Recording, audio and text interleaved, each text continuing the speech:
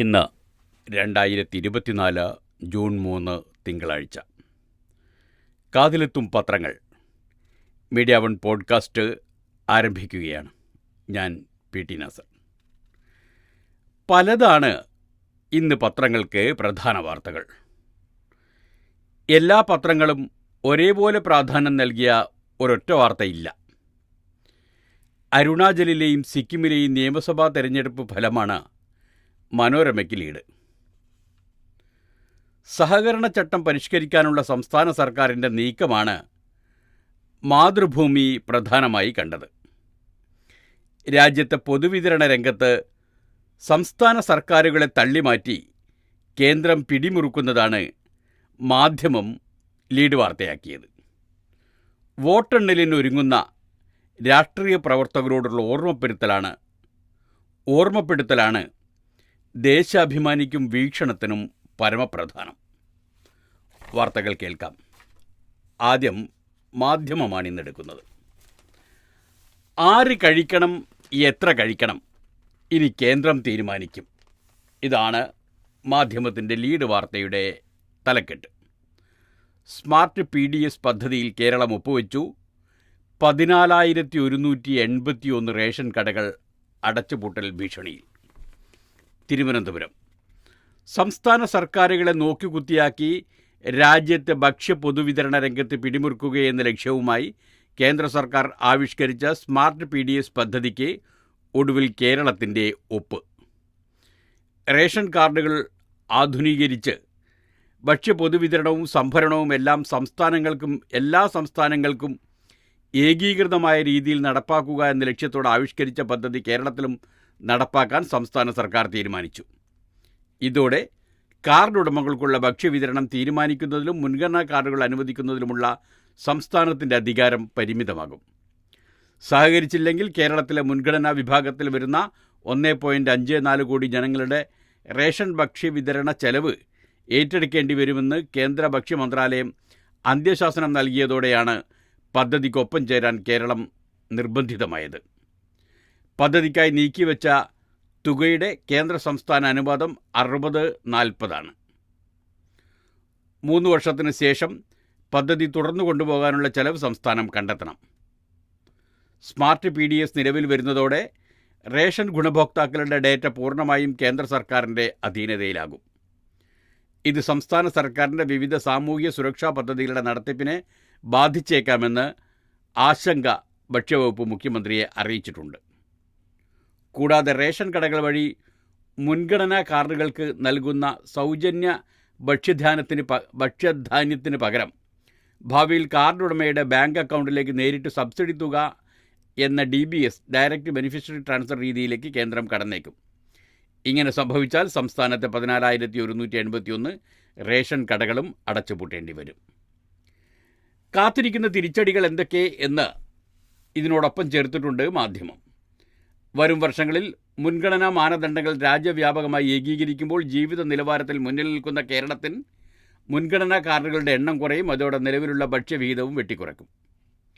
മുൻഗണനാ കാർഡുകളുടെ പൂർണ്ണ നിയന്ത്രണം കേന്ദ്രം ഏറ്റെടുക്കുന്നതോടെ ഭാവിയിൽ ഭക്ഷ്യ പൊതുവിതരണ വകുപ്പ് അപ്രസക്തമാകും.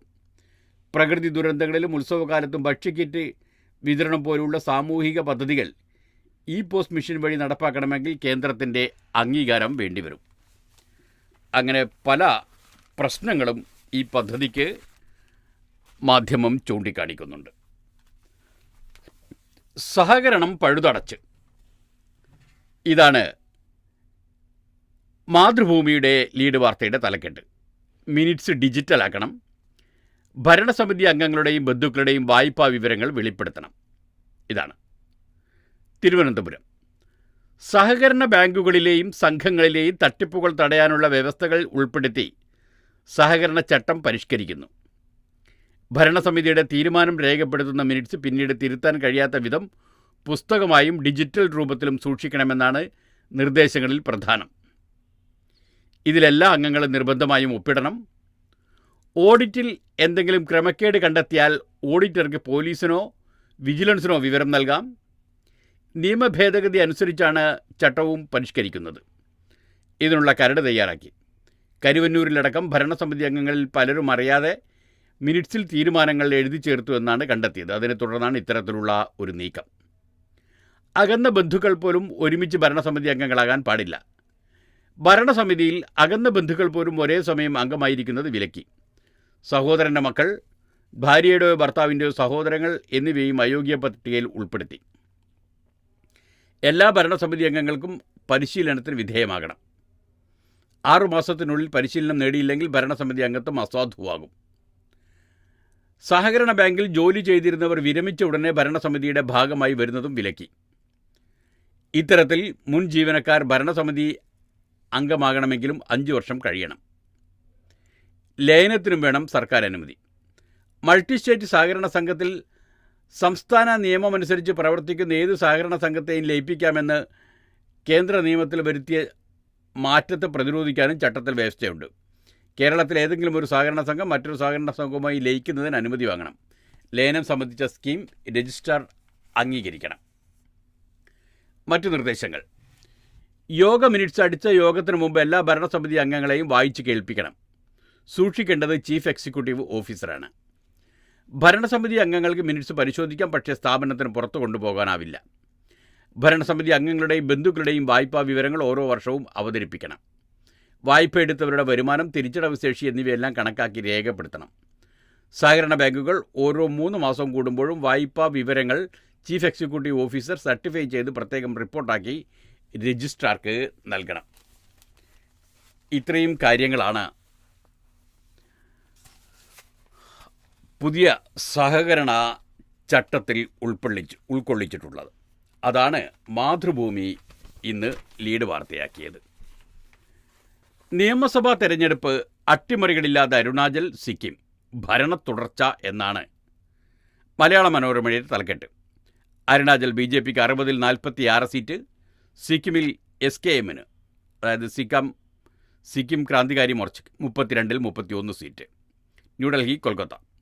ലോകസഭയ്ക്കൊപ്പം നിയമസഭയിലേക്കും തെരഞ്ഞെടുപ്പ് നടന്ന അരുണാചൽ പ്രദേശിൽ 4-ൽ 3 സീറ്റും നേടി 60-ൽ 46 BJP ഭരണം നിലനിർത്തി. എന്നാൽ വലിയ മോഹങ്ങളുമായി തനിച്ചു മത്സരിച്ച സിക്കിമിൽ BJP തകർന്നടിഞ്ഞു. നേരത്തെ NDAയുടെ ഭാഗമായിരുന്ന സിക്കിം ക്രാന്തികാരി മോർച്ച SMKയുടെ 32-ൽ 31 സീറ്റ് നേടി ഭരണ തുടർച്ച നേടി. രണ്ടിടത്തും കോൺഗ്രസിൻ്റെ നില കൂടുതൽ ദയനീയമായി. അരുണാചലിലെ 2-ഉം സിക്കിമിലെ 1-ഉം ലോക്സഭാ സീറ്റുകളിലേക്കുള്ള വോട്ടെണ്ണൽ മറ്റിടങ്ങളിൽ ഇതിനോടൊപ്പം നാളെ നടക്കും. അരുണാചൽ ഒറ്റ സീറ്റിലൊതുങ്ങി കോൺഗ്രസ്. 10 സീറ്റിൽ BJP എതിരില്ലാതെ തെരഞ്ഞെടുക്കപ്പെട്ടതിനാൽ ശേഷിച്ച 50 സീറ്റുകളിലേക്കായിരുന്നു വോട്ടെടുപ്പ്. ഇതിൽ 36 സീറ്റും BJP നേടി. 2019-ൽ 41 സീറ്റാണ് നേടിയിരുന്നത്. എതിരില്ലാതെ ജയിച്ച 10 സീറ്റ് കൂടി ചേർത്താൽ ഇത്തവണ ഫലത്തിൽ 5 സീറ്റ് അധികം. മേഘാലയ മുഖ്യമന്ത്രി കൊൺറാഡ് സാങ്മയുടെ NPPക്ക് 5 സീറ്റും NCPക്ക് 3 സീറ്റും ലഭിച്ചു. പീപ്പിൾസ് പാർട്ടി ഓഫ് അരുണാചൽ 2 സീറ്റും സ്വതന്ത്രർ 3 സീറ്റും നേടി. 2016-ലെ കൂറുമാറ്റ നാടകത്തിലൂടെ തകർന്നടിഞ്ഞ കോൺഗ്രസിന് ഇക്കുറി ലഭിച്ചത്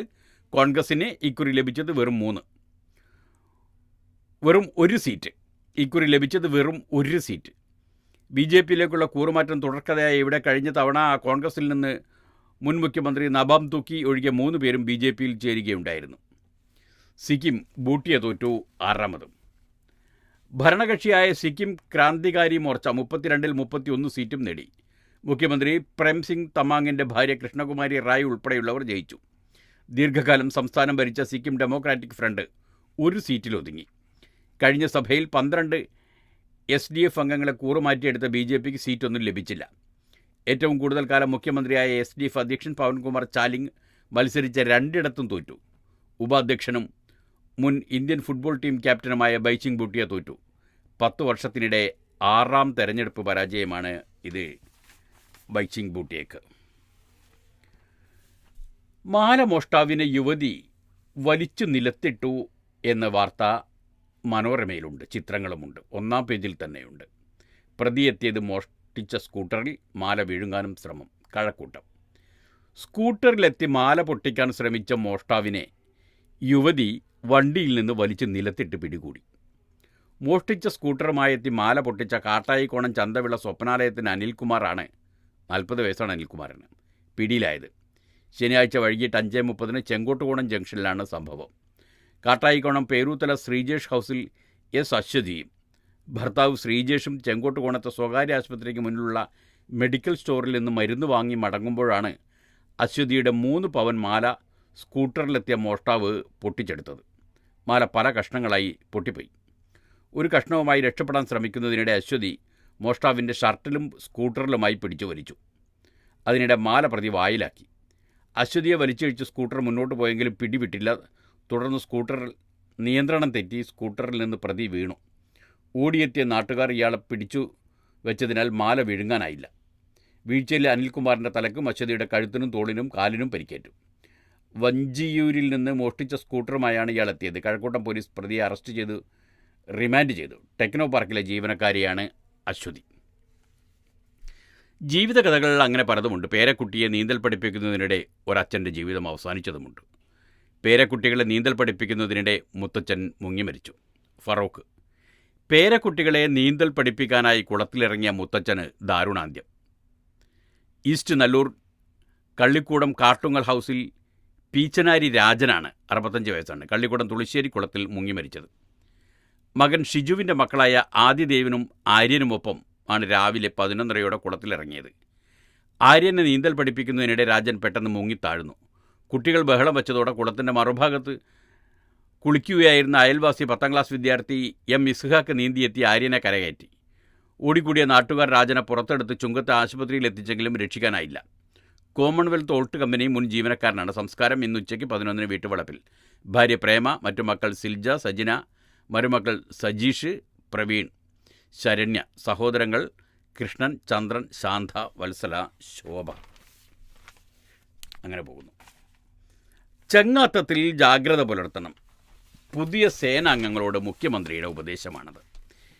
290 വനിതകളടക്കം 448 പേർ പരിശീലനം പൂർത്തിയാക്കി പോലീസ് സേനയുടെ ഭാഗമായി. ആ സമയത്താണ് അവരോട് മുഖ്യമന്ത്രിയുടെ ഇങ്ങനെയൊരു ഉപദേശം. തൃശ്ശൂർ.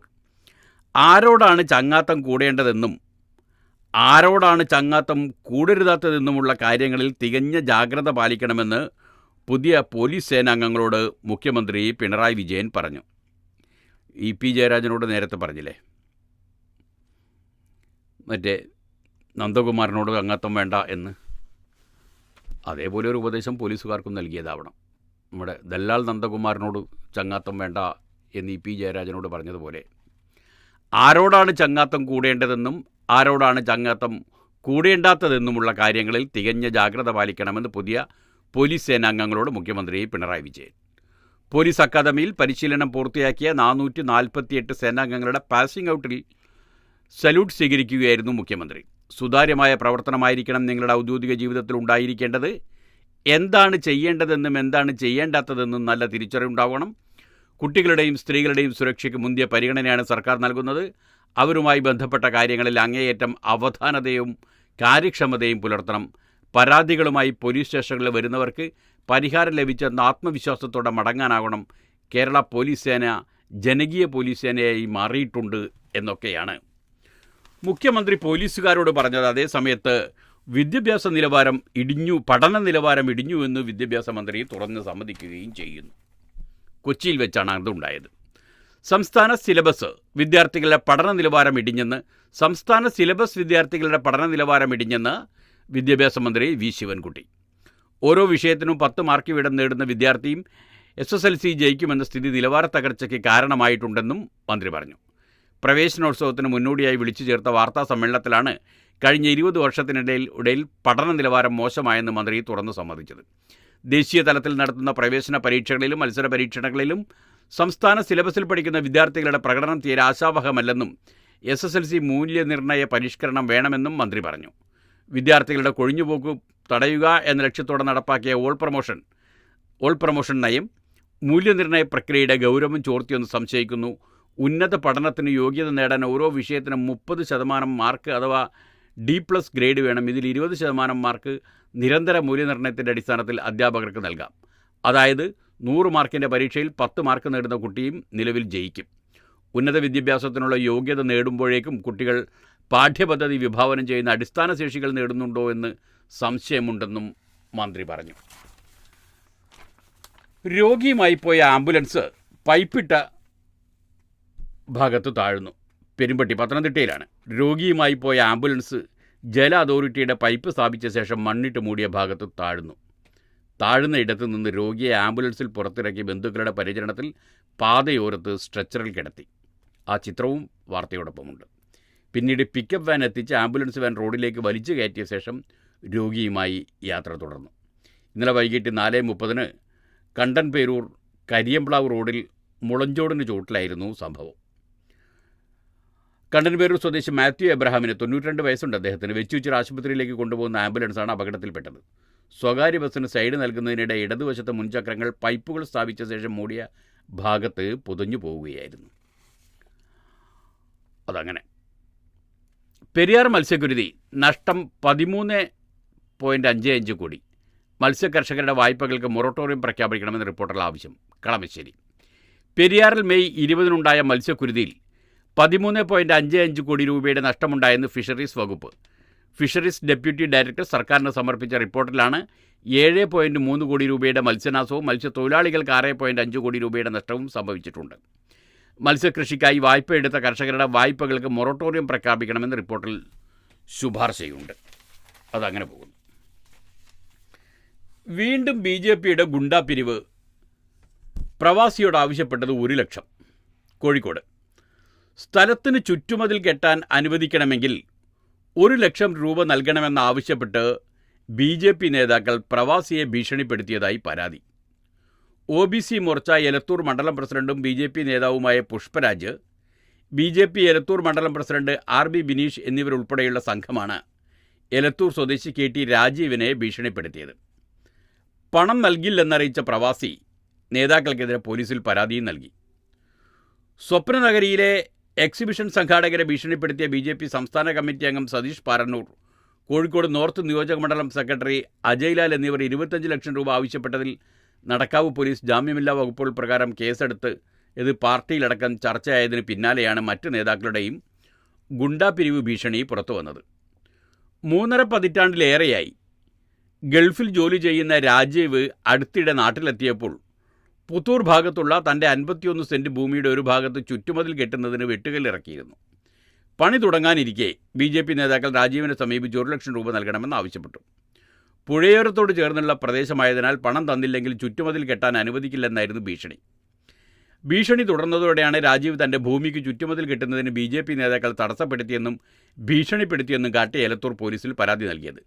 പോലീസ് ഇരുകൂട്ടരെയും വിളിച്ചു വരുത്തിയപ്പോൾ രാജീവ് ഭൂമി സംബന്ധമായ എല്ലാ രേഖകളും കാണിച്ചു. ഇതോടെ ചുറ്റുമതിൽ കെട്ടുന്നതിന് തടസ്സമില്ലെന്ന് പോലീസ് അറിയിച്ചെന്ന് രാജീവ് പറഞ്ഞു. പ്രദേശത്തെ മറ്റു ചില ഭൂവുടമകളുടെയും സ്ഥാപനങ്ങളെയും BJP നേതാക്കൾ സമീപിച്ച് പണം ആവശ്യപ്പെട്ടതായി ആരോപണമുണ്ട്. ഭയത്താൽ പലരും ഇക്കാര്യം പുറത്തു വരുന്നില്ല എന്ന് മാത്രം.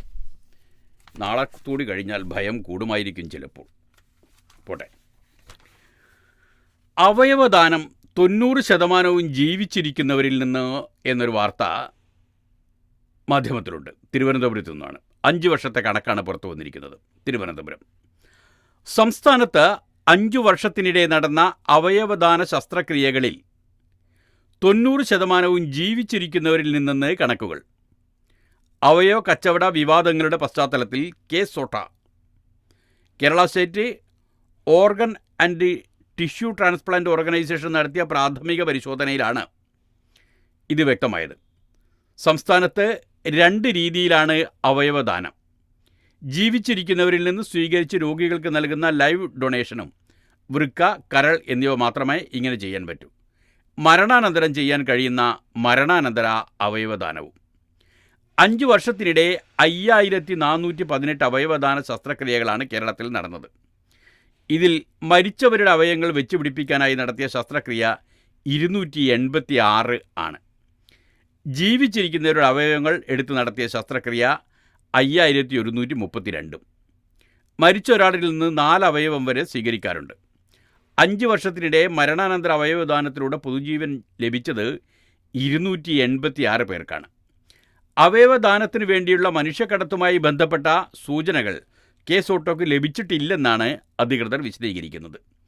മനുഷ്യക്കടത്തിന് വിധേയരാകുന്ന ദാതാക്കൾ കേരളത്തിലെ ഏതെങ്കിലും ട്രാൻസ്പ്ലാന്റ് സെൻ്ററിൽ പ്രവേശിപ്പിക്കപ്പെടുകയോ പരിശോധന നടത്തുകയോ ചെയ്യാത്തതിനാൽ വിവരങ്ങൾ സോട്ടോ ഡാറ്റാബേസിൽ ലഭ്യമാവില്ല. ജീവിച്ചിരിക്കുന്നവരിൽ നിന്നുള്ള അവയവദാനത്തിൽ ബന്ധുക്കളല്ലാത്തവരാണെങ്കിൽ കർശന നിയന്ത്രണങ്ങളാണുള്ളത്. കച്ചവട താൽപ്പര്യം കടന്നു കയറരുതെന്ന് നിർബന്ധമുള്ളതിനാൽ ബന്ധുവേതര അവയവദാനത്തിന് കൂടുതൽ നടപടിക്രമങ്ങളുണ്ട്. Transplantation of human organ act 1994, transplantation of human organ and tissue rules 2014 എന്നിവയാണ് ഇതു സംബന്ധിച്ച നിയമങ്ങൾ. ബന്ധുക്കൾ തമ്മിലുള്ള അവയവദാനം മാറ്റിവെക്കൽ നടക്കുന്ന ആശുപത്രികളിൽ രൂപവത്കരിച്ചിട്ടുള്ള മെഡിക്കൽ ബോർഡാണ് നിയന്ത്രിക്കുന്നത്. എന്നാൽ ബന്ധുവേതര അവയവദാനത്തിന് ജില്ലാതല ഓതറൈസേഷൻ കമ്മിറ്റിയുടെ അനുമതി വേണം. ഓഡിറ്റിങ്ങിന് സർക്കാരും അങ്ങനെ ഒരു വിവരം കൂടി ഇതിനോട് ചേർത്ത് മാധ്യമം നൽകിയിരിക്കുന്നുണ്ട്. അവയവ കച്ചവടം വലിയ വിവാദമായ സാഹചര്യത്തിൽ അവയവദാനത്തെക്കുറിച്ച് ഓഡിറ്റ് നടത്താൻ സർക്കാർ. ഇത്തരം ശസ്ത്രക്രിയകൾ 5 വർഷത്തിനിടെ ക്രമാതീതമായി ഉയർന്ന സാഹചര്യത്തിലാണ് കേസോട്ടോയുടെ നേതൃത്വത്തിൽ ഓഡിറ്റ് നടത്തുന്നത്. സംസ്ഥാനത്തെ 3 പ്രധാന ട്രാൻസ്പ്ലാന്റേഷൻ സെൻ്ററുകളിൽ നിന്ന് ഇതിനകം പ്രാഥമിക വിവരങ്ങൾ ശേഖരിച്ചിട്ടുണ്ട്. വിശദ പരിശോധന നടത്തി സമഗ്ര റിപ്പോർട്ട് സാധ്യമാകും വേഗത്തിൽ സർക്കാരിന് സമർപ്പിക്കുമെന്ന് KSOTTO executive director doctor Noble Gracious പറഞ്ഞു. ആരാധനയ്ക്കിടെ കാട്ടുപന്നി പള്ളിയിലേക്ക് പാഞ്ഞുകയറി. അടൂരിൽ നിന്ന് മനോരമയിലാണ് ഈ വാർത്ത. ആരാധന നടക്കുന്നതിനിടെ പള്ളിയുടെ ഉള്ളിലേക്ക് പാഞ്ഞുകയറിയ കാട്ടുപന്നിയുടെ ആക്രമണത്തിൽ യുവതിക്ക് പരിക്ക്. ചാത്തന്നൂപ്പുഴ തണ്ടളത്ത് സിനി സുനിലിനാണ് 38 വയസ്സാണ് അവർക്ക് നിസ്സാര പരിക്കേറ്റത്. ഇന്നലെ രാവിലെ 9-ന് കിളിവേയൽ മാർത്തശ്മൂനി ഓർത്തഡോക്സ് പള്ളിയിലേക്കാണ് കാട്ടുപന്നി ഓടിക്കയറിയത്. അടുത്തുണ്ടായിരുന്ന കൈക്കുഞ്ഞിനെ സുരക്ഷിതമാക്കുന്നതിനിടയിലാണ് സിനിയെ പന്നി ആക്രമിച്ചത്. വികാരി ഫാദർ ജിജു ജോൺ വയലിറക്കത്ത് പ്രസംഗിക്കുമ്പോഴാണ് സംഭവം. തറയിലിരിക്കുകയായിരുന്ന സിനി പന്നിയെ കണ്ടതോടെ തൊട്ടടുത്ത് കിടത്തിയിരുന്ന 8 മാസം പ്രായമായ കുഞ്ഞിനെടുത്ത് മാതാവിൻ്റെ കൈകളിലേക്ക് നൽകി. ഇതിനിടെ കാട്ടുപന്നി സിനിയുടെ മുഖത്ത് കുത്തി. കയ്യിലിരുന്ന ബാഗ് കൊണ്ട് പ്രതിരോധിക്കുന്നവരുടെ കാലിനും കുത്തേറ്റു. സിനിയുടെ മൂക്കിനും വലതുകാലിനും പരിക്കുണ്ട്. ഈ സമയം വിശ്വാസികൾ ബഹളം വെച്ചതോടെ പന്നി പുറത്തേക്കോടി. പള്ളിയിലേക്കുള്ള വഴിയരികിലെ പുരയിടത്തിൻ്റെ വേലിയും വാതിലും കഴിഞ്ഞ രാത്രി കാട്ടുപന്നികൾ കുത്തിയിളക്കി നശിപ്പിച്ചിരുന്നു. കാട്ടുപന്നിക്കറിയില്ലല്ലോ പള്ളിയിൽ കയറരുത്. ആനക്കാമ്പൊയിൽ കള്ളാടി മേപ്പാടി തുരങ്കപാത വയനാട് ജില്ലയിലെ ഭൂമിയും ഏറ്റെടുത്തു. മാതൃഭൂമിയിൽ നിന്നാണ് വാർത്ത വായിക്കുന്നത്. നിർമ്മാണം ഉടൻ. തിരുവമ്പാടി മലയോര കുടിയേറ്റ മേഖലയുടെ സമഗ്ര വികസനത്തിന് നാന്ദി കുറിക്കുന്ന ആനക്കാമ്പൊയിൽ കള്ളാടി മേപ്പാടി തുരങ്കപാതയുടെ നിർമ്മാണ പരിപാടികൾക്ക് ജീവൻ വെക്കുന്നു. പാതയ്ക്കാവശ്യമായ വയനാട് ജില്ലയിലെ മുഴുവൻ സ്ഥലവും ഏറ്റെടുത്ത് നഷ്ടപരിഹാരം നൽകിയതായി ലിൻഡോ ജോസഫ് MLA അറിയിച്ചു. കോഴിക്കോട് ജില്ലയിലെ ഭൂമി ഏറ്റെടുത്ത് മുഴുവൻ പേർക്കും കഴിഞ്ഞ ആഴ്ച നഷ്ടപരിഹാരം നൽകിയിരുന്നു. ഭൂമി ഏറ്റെടുക്കൽ നടപടി പൂർത്തിയായ സാഹചര്യത്തിൽ ടെൻഡർ നടപടികൾ പൂർത്തിയാക്കുന്ന മുറയ്ക്ക് ജൂലൈ മാസത്തിൽ തന്നെ നിർമ്മാണ നടപടികളിലേക്ക് കടക്കാനാകുമെന്നും മറ്റു സാങ്കേതിക തടസ്സങ്ങളൊന്നും നിലവിലില്ലെന്നും MLA അറിയിച്ചു.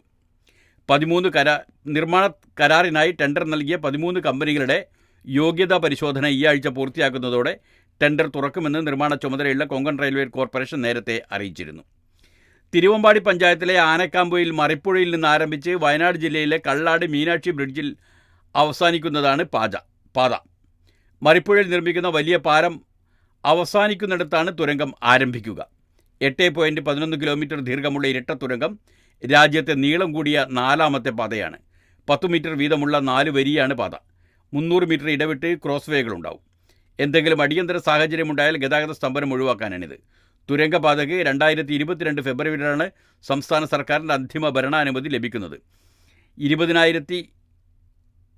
243.74 കോടി രൂപയുടെ ഭരണാനുമതിയാണ് ലഭിച്ചത്. മലപ്പുറം വയനാട് ജില്ലകളെ എളുപ്പം ബന്ധിപ്പിക്കാൻ സഹായകമായാണ് തുരങ്കപാത. മുംബൈ സ്ഫോടനക്കേസ് പ്രതിയെ ജയിലിൽ കൊലപ്പെടുത്തി എന്നൊരു വാർത്തയും മാതൃഭൂമിയിലുണ്ട്. മുംബൈ 1993 മുംബൈ ബോംബ് സ്ഫോടന കേസിലെ പ്രതി മുംബൈ സ്വദേശി മുഹമ്മദ് അലി ഖാൻ എന്ന മനോജ് കുമാർ ഭവർലാൽ ഗുപ്തയെ മഹാരാഷ്ട്രയിലെ കോലാപൂർ കലംബ ജയിലിൽ വിചാരണ തടവുകാർ കൊലപ്പെടുത്തി. രാവിലെ 6:30 ജയിൽ പരിസരത്ത് കുളിക്കാനിറങ്ങിയ 5 തടവുകാർ മുഹമ്മദ് അലി ഖാനുമായി വഴക്കിട്ടതായി പോലീസ് അന്വേഷണത്തിൽ കണ്ടെത്തി. വഴക്കിനെ തുടർന്ന് ഇവർ മുഹമ്മദിൻ്റെ തലയിൽ പലതവണ അടിച്ചു. അതോടെ മരിക്കുകയായിരുന്നു. ആക്രമണം നടത്തിയ ദീപക് നേതാജി ഘോട്ട്, സൗരഭ് സിദ്ധ, പിലിയ സുരേഷ് പാട്ടീൽ എന്ന പ്രതീക്, ബംബ്ലു ശങ്കർ ചവാൻ എന്ന സന്ദീപ്, ഋതുരാജ് ഇനാംദാർ എന്നിവരെ പോലീസ് തിരിച്ചറിഞ്ഞു. മുംബൈ സ്ഫോടനക്കേസിൽ 14 വർഷം തടവിലാണ് ഇയാൾ ശിക്ഷിക്കപ്പെട്ടിരുന്നത്. അത് വധശിക്ഷയായി മാറിയിരിക്കുകയാണ്. വെടിനിർത്തിയാൽ നെതന്യാഹുവിനെ വീഴ്ത്തുമെന്ന് തീവ്രപക്ഷ മന്ത്രിമാർ. അന്താരാഷ്ട്ര വാർത്തകൾ മാധ്യമത്തിലുള്ളതിൽ ഏറ്റവും പ്രധാനമായി വിന്യസിച്ചിരിക്കുന്നത് ആ വാർത്തയാണ്. Washington. US president Joe Biden മുന്നോട്ട് വെച്ച ഗസ വെടിനിർത്തൽ നിർദ്ദേശം നടപ്പാക്കിയാൽ പ്രധാനമന്ത്രി ബെന്യാമിൻ നെതന്യാഹുവിന് പിന്തുണ പിൻവലിക്കുമെന്ന ഭീഷണിയുമായി തീവ്ര വലതുപക്ഷ മന്ത്രിമാർ. മന്ത്രിസഭയെ തന്നെ താഴെയിടുമെന്നാണ് ധനമന്ത്രി ബെസാലെൽ സ്മോട്രിച്ചും ദേശീയ സുരക്ഷാ മന്ത്രി ഈറ്റമർ ബെൻഗ്വിറും മുന്നറിയിപ്പ് നൽകിയത്. എന്നാൽ വെടിനിർത്തലിന് നെതന്യാഹു ഒരുക്കമാണെങ്കിൽ സർക്കാരിനെ പിന്തുണയ്ക്കുമെന്ന് പ്രതിപക്ഷ നേതാവ് യായർ ലാപിഡ് വ്യക്തമാക്കിയിട്ടുണ്ട്. 3 ഘട്ടങ്ങളിലായുള്ള വെടിനിർത്തൽ നിർദ്ദേശമാണ് ബൈഡൻ മുന്നോട്ട് വച്ചിരിക്കുന്നത്. 6 ആഴ്ച നീളുന്ന ആദ്യഘട്ടത്തിൽ ഗസയിൽ നിന്ന് ഇസ്രായേൽ സൈന്യം പിന്മാറും. അനുബന്ധമായി ഘട്ടം ഘട്ടമായി ബന്ദികളുടെയും 100 കണക്കിന് പലസ്തീൻ തടവുകാരുടെയും മോചനം നടക്കും. ബന്ദികളിൽ ആദ്യം സിവിലിയന്മാരെയും പിന്നീട് സൈനികരുമാണ് വിട്ടയക്കുക. പ്രതിദിനം 6000 എണ്ണമെന്ന തോതിൽ സഹായ ട്രക്കുകൾ കടത്തിവിടും. ഗസയിൽ യുദ്ധവിരാമവും പുനർനിർമ്മാണവും അവസാനമായി നടപ്പാക്കും. എന്നാൽ ഹമാസിനെ ഇല്ലാതാക്കും വരെ യുദ്ധം തുടരുമെന്നായിരുന്നു നെതന്യാഹുവിൻ്റെ ആദ്യ പ്രഖ്യാപനം. നിലവിൽ ബെൻഗുറിൻ്റെ ഒറ്റൈമ യഹൂദിത് കക്ഷിക്ക് 6ഉം ഒറ്റസ്മ യഹൂദിത് കക്ഷിക്ക് 6ഉം സ്മോട്രിച്ചിൻ്റെ റിലീജിയസ് സയനിസം പാർട്ടിക്ക് 7 സീറ്റുണ്ട്. ഇവ രണ്ടും പിന്തുണച്ചാണ് നെതന്യാഹു സർക്കാർ നിലനിൽക്കുന്നത്. പുതുതായി പിന്തുണ പ്രഖ്യാപിച്ച പ്രതിപക്ഷ നേതാവ് യായർ ലാപിഡിൻ്റെ യഷ് അദിക് കക്ഷിക്ക് 24 സീറ്റുണ്ട്. തീവ്ര വലതുപക്ഷം പിന്തുണ പിൻവലിച്ചാലും സർക്കാർ വീഴില്ലെന്നതിനാൽ നെതന്യാഹുവിന് ആശങ്കകളില്ല. വെടിനിർത്തൽ ചർച്ചകൾക്കായി ഇസ്രായേൽ, ഈജിപ്ത്, US ഉദ്യോഗസ്ഥർ കെയ്റോവിൽ സമ്മേളിക്കുന്നുണ്ട്. നിർദ്ദേശത്തിന് അന്തിമ രൂപം നൽകുകയും ഹമാസിനെയും ഇസ്രായേലിനെയും ഇതിന് സമ്മതിപ്പിക്കുകയും ചെയ്യലാണ് ലക്ഷ്യം. മരണം 60 കൂടി, ആകെ 36,439. Gaza city. ഇസ്രായേൽ കുരുതി തുടരുന്ന ഗസയിൽ 24 മണിക്കൂറിനിടെ 60 പേർ കൂടി കൊല്ലപ്പെട്ടു. 220 പേർക്ക് പരിക്കേറ്റു. മരണസംഖ്യ ഇതോടെ 36,439. പരിക്കേറ്റവർ 82,627.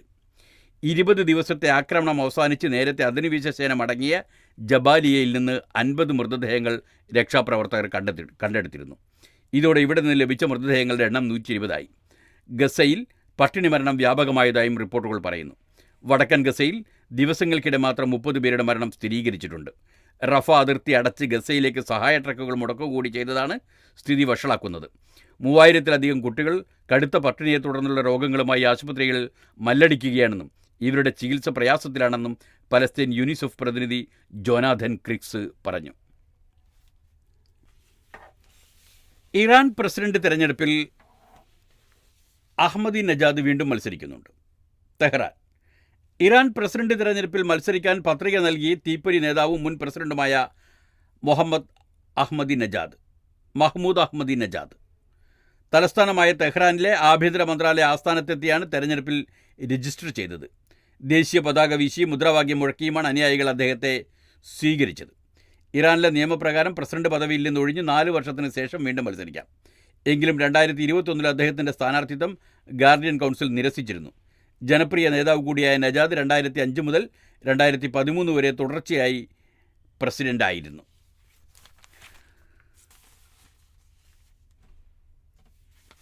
ഡോക്ടർ ഹെലൻ മേരി റോബർട്ട്സ് പാക് കരസേന ബ്രിഗേഡിയർ. ഇസ്ലാമാബാദ്. മാധ്യമത്തിലും മനോരമയിലുമുള്ള ഒരു വാർത്തയാണിത്. പാകിസ്ഥാൻ കരസേന മെഡിക്കൽ കോറിലെ ഡോക്ടർ ഹെലൻ മേരി റോബർട്ട്സിന് ബ്രിഗേഡിയറായി സ്ഥാനക്കയറ്റം. പാകിസ്ഥാനിലെ ക്രിസ്ത്യൻ ന്യൂനപക്ഷ സമുദായത്തിൽ നിന്നുള്ള ബ്രിഗേഡിയർ പദവിയിലെത്തുന്ന ആദ്യ വനിതയാണ്. സീനിയർ പത്തോളജിസ്റ്റായ ഹെലൻ 26 വർഷമായി പാക് കരസേനയിൽ സേവനമനുഷ്ഠിക്കുന്നുണ്ട്. പാകിസ്ഥാൻ ബ്യൂറോ ഓഫ് സ്റ്റാറ്റിസ്റ്റിക്സിൻ്റെ കണക്കനുസരിച്ച് രാജ്യത്ത് 2.14 ഹിന്ദുക്കളും 1.27 ക്രിസ്ത്യാനികളുമാണുള്ളത്. അതിൽ നിന്നുള്ള ഒരാളാണ് ഡോക്ടർ ഹെലൻ മേരി റോബർട്ട്സ്.